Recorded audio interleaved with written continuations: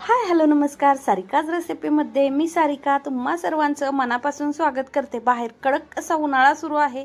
उन्हाळा सुरू असला की आपल्याला काहीतरी थंडगार असं खावंसं वाटतं।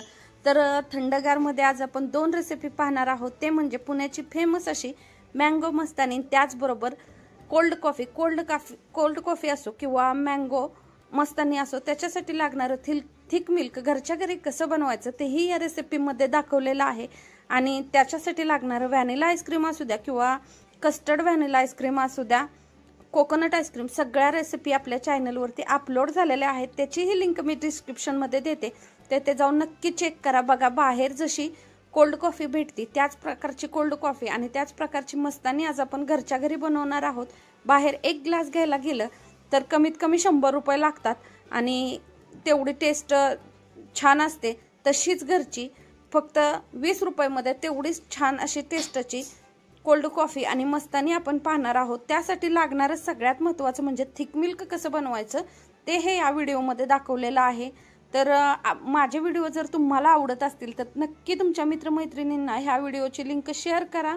आणि जर कोणी नवीन असेल चॅनलवरती आणि चॅनलला सबस्क्राईब केलं नसेल तर प्लीज चॅनलला सबस्क्राईब करा आणि शेजारचं बेल आयकॉनचं बटन क्लिक करा, म्हणजेच व्हिडिओचे नोटिफिकेशन तुम्हाला येईल आणि छान अशा रेसिपी पाहता येतील। बघा, एकदम दिसतानाही खूप सुंदर रेसिपी दिसतात।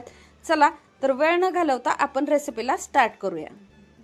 चला तर सगळ्यात पहिले एक स्टीलचं पातेलं घेतलंय, त्याचबरोबर मी अर्धा लिटर दूध घेते।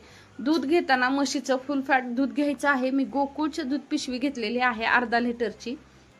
डायरेक्ट थंड दूध मी ओतून घेतलेलं आहे पातेल्यामध्ये। बघा, पोहे खायचा 1 चम्मच घेतलाय, त्यांनी मी 3 चम्मच साखर घेणार आहे। साखर ही 3 चम्मच घ्यायची सांगितल्याप्रमाणे, कारण आपल्याला ह्याच्यामध्ये मिठाई मेड किंवा कंडेन्स मिल्क ऍड करायचं, जे भेटेल ते ऍड करा। मी मिठाई मेड ऍड केलेलं आहे ह्याच्यामध्ये। चला तर त्याचबरोबर 1 चम्मच कॉर्नफ्लॉवर टाकलेली आहे। थोडंसं घट्टपणा येण्यासाठी कॉर्नफ्लॉवर टाकलेले आहे। जर तुम्हाला तेवढा घट्ट कोल्ड कॉफी नको असेल किंवा मस्तानी नको असेल तर तुम्ही नाही टाकली तरीही चालेल, कारण काय होतं दुधामध्ये कोल्ड कॉफीने कॉर्नफ्लॉवरने खूप घट्टपणा येतो, तर कोल्ड कॉफीचं प्रमाण जे आहे ते कमी होतं, त्याच्यासाठी नाही टाकली तरीही चालेल। बघा, दूध मी थोडंसं गॅसवरती ठेवून उकळवून घेतलेलं आहे। घट्ट करून घ्यायचं नाही, जसं की आपण आईस्क्रीमला करतो त्याप्रमाणे एवढं घट्ट करायचं नाही। चला तर 5 मिनिटांमध्ये मी हे दूध गरम करून उकळवून घेतले आणि थंड व्हायला फ्रीजमध्ये 2 तास ठेवून देणार आहे, कारण आपण कोल्ड कॉफी बनवतोय। तर बघा, हे असं ओतलेलं आहे। आता हे दूध जे आहे ते मी फ्रीजमध्ये ठेवून देते आणि 1-2 तासांनी बाहेर काढून घेणार आहे। कलर जसाचा तसा राहतो, पांढरा शुभ्र। बघा, अशा पद्धतीने मी थिक मिल्क करून घेतलेलं आहे। मी हे थिक मिल्क अगोदर होतं माझ्याकडे थोडंसं, तेही ह्याच्यामध्ये ओतून घेतलंय, कारण मी साधारण 10 ग्लास बनवते, त्याच्यासाठी एवढं थिक मिल्क लागणार आहे। चला तर हे थिक मिल्कचं घट्टपणा किंवा पातळपणा कसा आहे तेही तुम्हाला दाखवलं। आता हे थिक मिल्क आपल्याला मिक्सरच्या भांड्यामध्ये घ्यायचंय। आता अगोदर मी 2 ग्लास बनवणार आहे, त्याचप्रमाणे 5 पळ्या थिक मिल्क घेतलेला आहे। थिक मिल्क बनवलेलं आपण फ्रीजरमध्ये 2 तास ठेवायचंय। अगदीच घट्ट नाही झालं पाहिजे बर्फासारखं, म्हणून 2 तास ठेवायचे। त्याचबरोबर ही जी आहे ती आपली कॉफी घेतलेली आहे।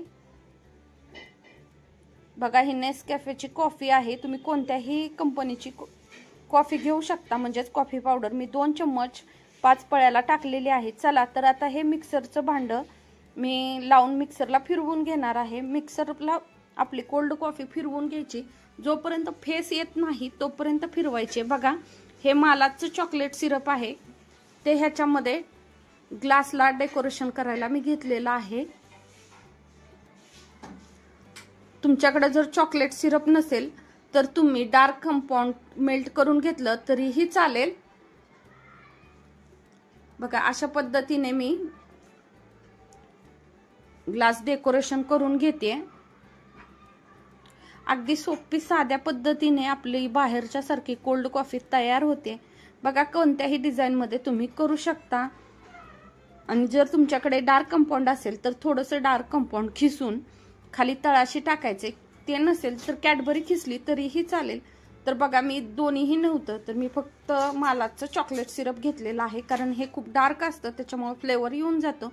चला तर 2 ग्लास मी भरल्यात.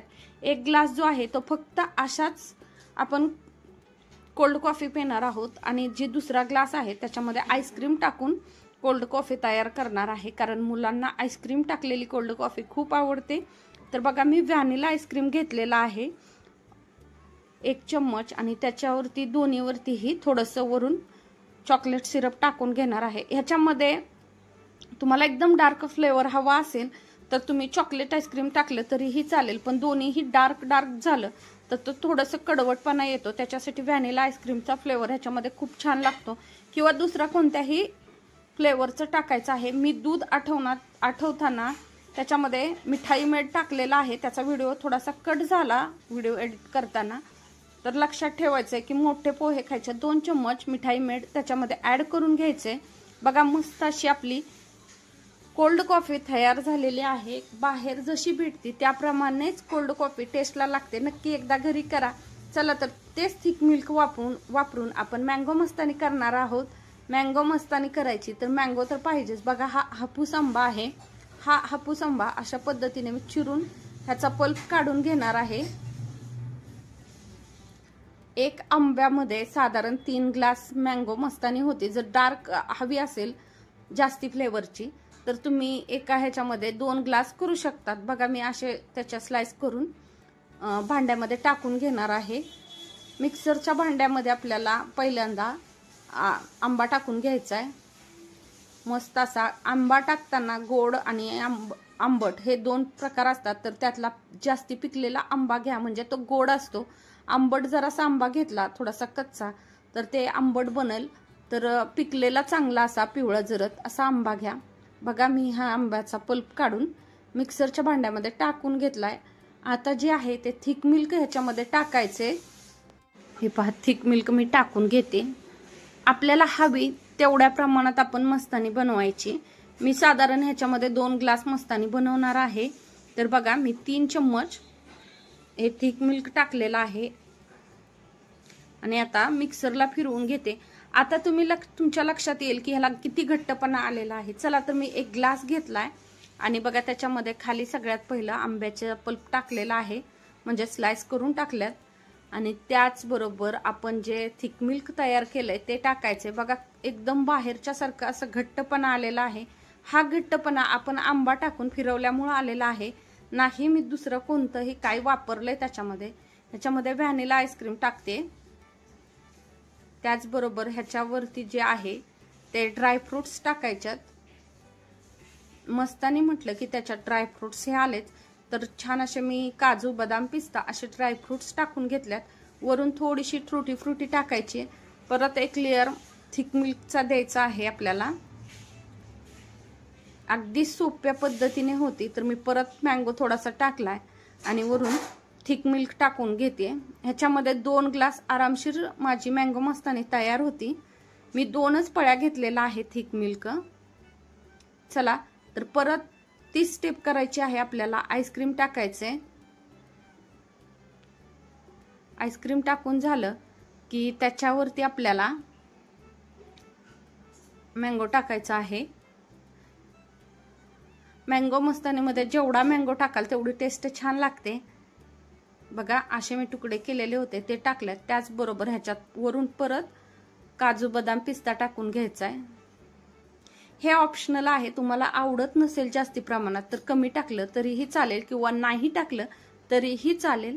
बघा त्याचबरोबर ट्रुटी फ्रुटी हे दिसताना किती सुंदर दिसते. जशी की बाहेर पुण्यामध्ये फेमस अशी मँगो मस्तानी भेटते त्या प्रकारची ही मँगो मस्तानी घरच्या घरी आपण बनवलेली आहे. खायला तेवढीच टेस्टी लागते बरं का.